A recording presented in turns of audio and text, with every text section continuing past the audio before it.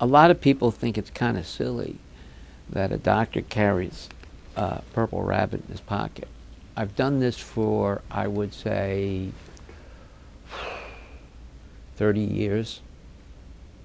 And this little rabbit, this is not the original, has a story behind it that taught me a lesson. At the height when we were over at United Children's Hospital before it closed, we used to have 15, 16 children, 2 or 3 maybe, on respirators dying of HIV. And we had some kids who were stabilized by some of the things we're doing, giving gamma globulin, antibiotics, things like that. And I remember I had a 7, 8-year-old little boy who had been taken care of for a number of years with AIDS, who would come into the hospital. We would give him medicines, we'd give him nutrition, we'd get his health, we'd send him home, and then he would come back in.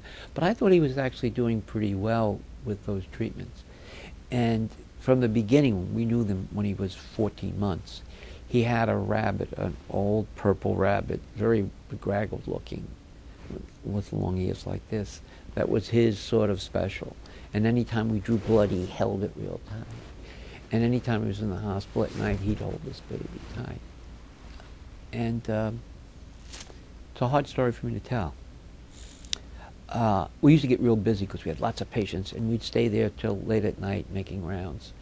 And one of the times he was in the hospital, the last time he was in the hospital, it wasn't anything serious, as I remember.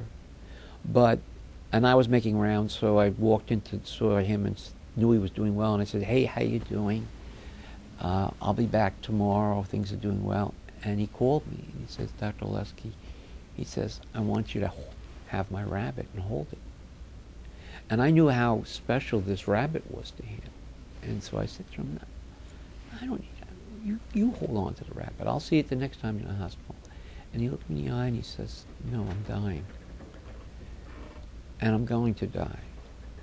And of course, although I've experienced death in my patients, I didn't have my patients tell me that.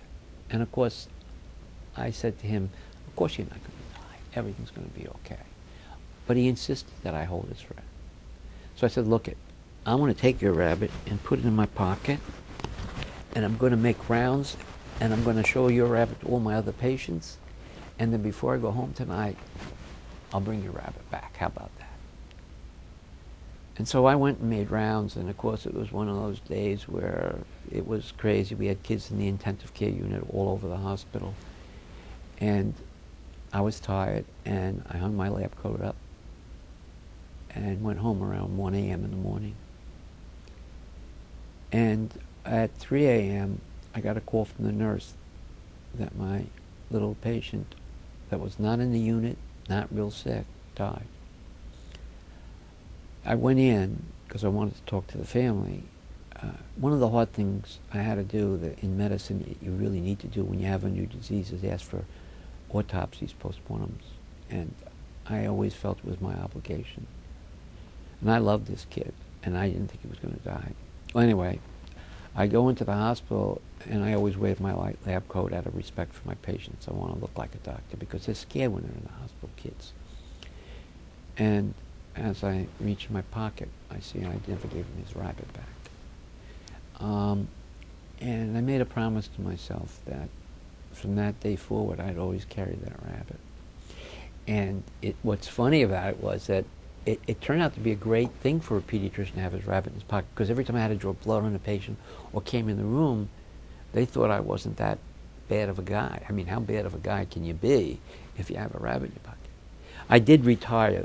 On my desk at work, I have my original rabbit from this child. It's kind of bleached out and small and grudgy looking. But I got the Women's Club of New Jersey a long time ago. They decided to make a rabbit for me that looked like it, and this is it. And they've ordered some rabbits, so I have boxes of rabbits. And I've probably given out thousands of now rabbits to all my patients. So every patient I take care of, and if they want it, I have pulled this out and give it to them. And then I have a box back at my office where I refill my pocket.